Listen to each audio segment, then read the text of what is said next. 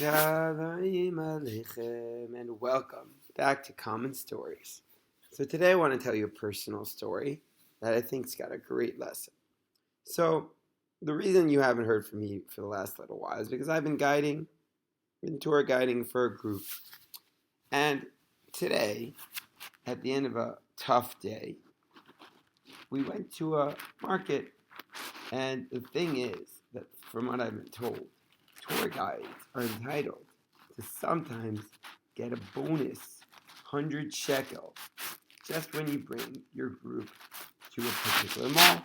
You go down and boom, they give you and the driver 100 shekel. Amazing. So I get down, I get my 100 shekel. I'm feeling so happy. Totally worth the tour guide test. Anyways, as I go back up, I see that all of the staff for the trip are sitting by Rebar. And I figured out what happened. The director of the program had offered to buy rebars for all the staff that was around. Now at that moment, I really laughed at myself. Because, I just got 100 shekel. I was thinking of offering free smoothies for other people. I could certainly afford to buy myself another Rebar. So there was no reason for me to feel sad. And yes, I had to admit, I felt pretty excluded. Honestly, it made a lot of sense. Tour guide, it's kind of like different than other staff. Like maybe a little above or I don't know. But it kind of makes sense that a director wouldn't buy a smoothie for the tour guide.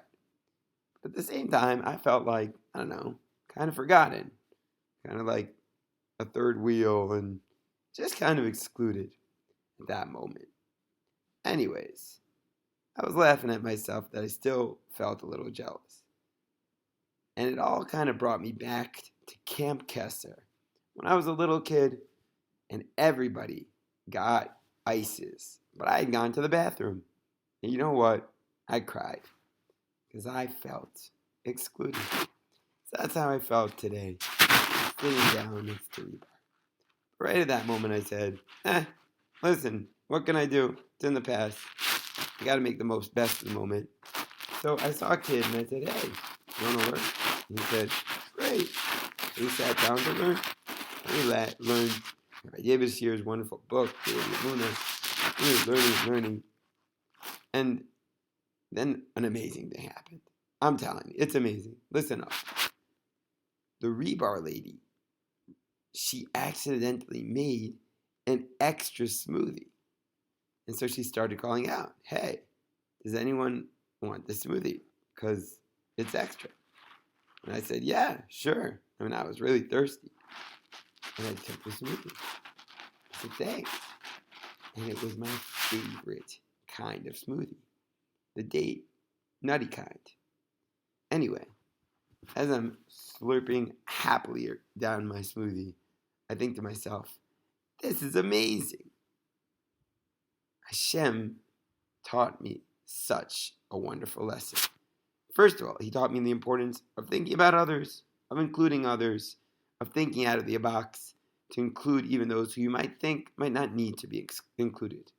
Always trying to include others. Again, I have no fault or blame towards my director. It made a lot of sense, but still, this was Hashem's lesson for me to always think of others.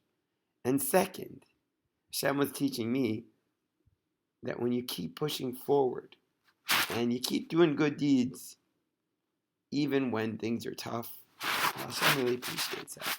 And sometimes he'll pull out the blinders and do an amazing miracle like giving me a free smoothie, which is basically a free hug from Hashem to show how much he appreciates what I'm doing to be the best me that I can be.